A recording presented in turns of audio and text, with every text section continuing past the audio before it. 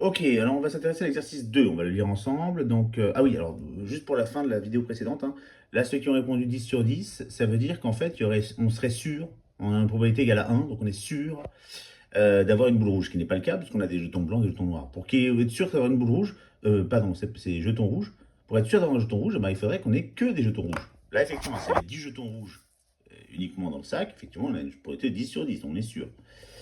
Mais dans les autres cas, on ne peut pas avoir une probabilité égale à 1. Jamais. Hein, ça veut dire qu'on est sûr. On n'est pas sûr dans ce cas-là.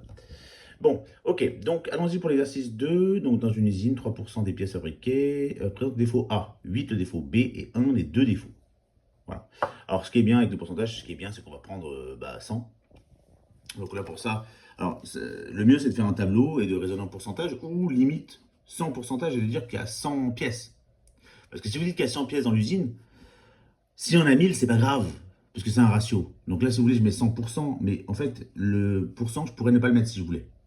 On va le mettre, mais vraiment, il faut comprendre pourquoi on n'a pas besoin.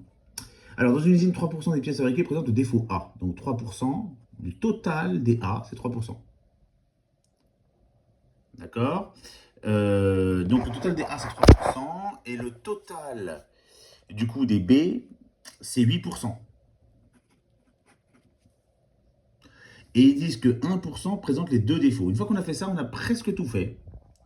Alors pourquoi je dis ça? Parce qu'en fait, une fois qu'on a écrit ça, il se trouve que on a presque tout fait parce qu'en fait, on se dit que si on a 1% de A et de B, alors on va avoir 2% de A et pas de B, puisqu'on a 3% en tout.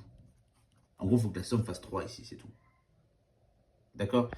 Pareil là, du coup. Donc là, il faudrait que la somme fasse 8, donc c'est 7. Ici, il y aurait donc 92. Ici, 97. D'accord.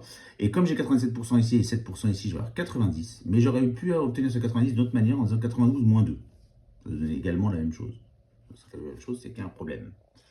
Première question, quelle est la probabilité que la pièce présente le défaut A mais pas le B? Donc en fait, ce qu'on demande, si on veut l'écrire de manière probabiliste, c'est P de A. Donc on veut qu'elle ait le A, mais pas le B. Donc inter B bar. Et A inter B bar, il est là, donc c'est 2%. Alors, 2 sur 100. D'accord. Ensuite, ça c'est la question 1. La question 2, on demande quoi? On demande quelle est la probabilité que la pièce présente le défaut B mais pas le A.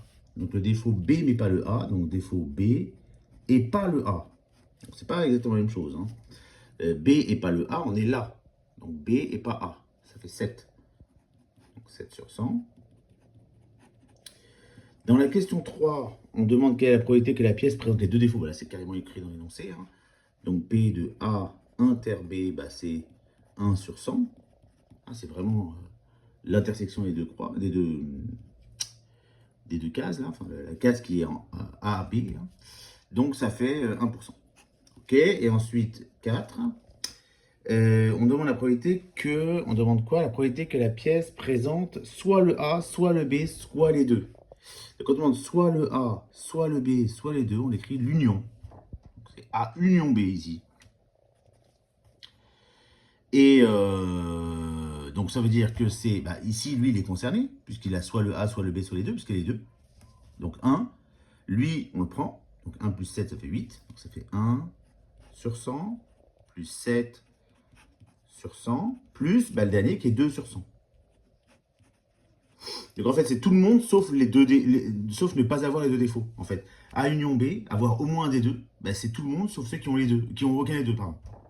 D'accord. Et donc ça fait 10. 0,1 si vous préférez, ou 10%. Tout ça, c'est pareil. D'accord. Voilà pour l'exercice numéro 2.